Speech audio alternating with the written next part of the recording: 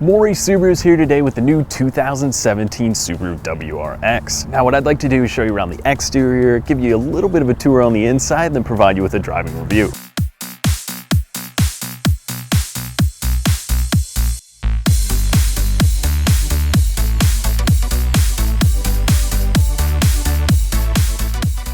So the WRX comes in 3 trim levels. You have your standard, your premium, and then your limited, which is going to give you a little more creature comforts than this one. The one we have today is the premium with the 6-speed manual, which is definitely the way to go. Now they do offer a CVT in this model, but I can tell you, you're probably going to have a lot more fun with the 6-speed manual. Out of the 2-liter, you're going to get about 268 horsepower, unless you bump up to the STI, which is going to be in a 2.5-liter engine with about 305 horse. Now, we did drive the STI last week, and I'll tell you what, I think I prefer the WRX, which sounds a little crazy, but it seems a little more user-friendly on a day-to-day basis. The STI gives you a little bit more of a turbo lag, but I can show you a little bit more of that later on the driving review.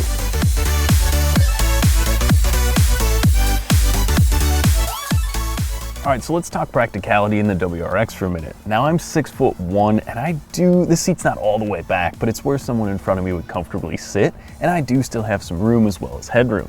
That means you could definitely put a child seat back here if you have to do a little bit of convincing to maybe think, what's the practicality like day to day?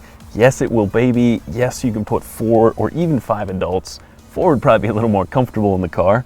But from there, it has these all-season 18-inch wheels and tire package. You might want to get some snows if you want to do some real hooning in the car, but I mean, for the most part, you're going to get a pretty solid package for the money you'd spend. The competition, I think, might be a little lacking, because you do have the symmetrical all-wheel drive, you do get the fun, and the styling on this car, since it debuted in 2015, is pretty good.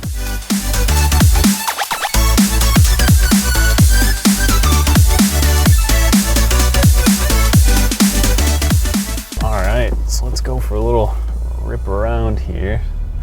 So again, this is the new 2017. It's been the same kind of as the 2015 body style was, with a few changes to 16 and now a couple more to the 17s between the WRX and the ST line, or the STI lineup rather, but nothing too major. And now I said it earlier that I like driving the WRX more than the STI.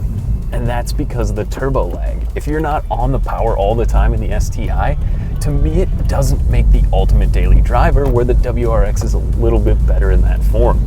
Yes, it's not as fast, you are sacrificing some horsepower, but it seems like you don't have quite that turbo lag where you always feel like you're gonna be speeding, and that's probably why the STIs are some of the most ticketed cars on the road. But interior-wise, again, this is kind of the mid-level package where you're going to get, I believe, the 6.2-inch infotainment screen, which is pretty nice. I mean, you have your audio controls in there, as well you have your phone and your different apps you can go through, so there's a bunch of cool stuff there.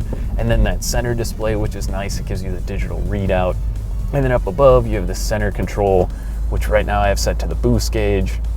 From there, you can go through your clock, your outdoor temperature. There's a few other averages for your MPGs and kind of stuff of that nature. But overall, I like the WRX. I could see myself driving this car every day, maybe put a little bit different tire on here because these are kind of a summer tire with the 18-inch wheels. But I mean, if you're romping through the snow, if you're rallying, I mean, this would be a fun car.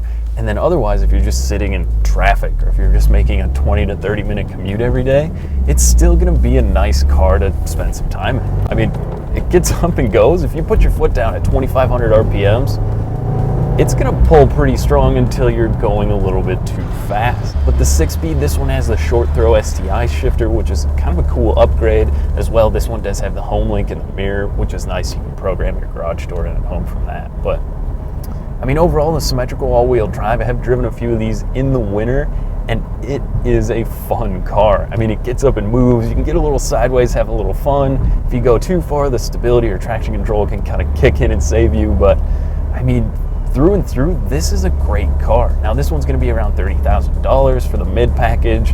Kind of more the base ones are going to be around that 27 range, which for the money is a lot of car. If you're looking at the competition out there, I mean, there's definitely some good competition, but as far as having all-wheel drive, having comfort, having room in the back seat, it kind of does it all, and that's what I think I like about the WRX. 6-speed's great, the steering wheel with the flat bottom is awesome, and when you put your foot down, it gets up and moves.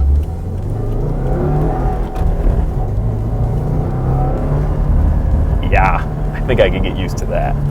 On behalf of Morrie Subaru, thanks for watching. Now, if you'd like to schedule your test drive in the new WRX or the STI, make sure to call, click, or stop by today. Thanks again for watching, and make sure you buy happy.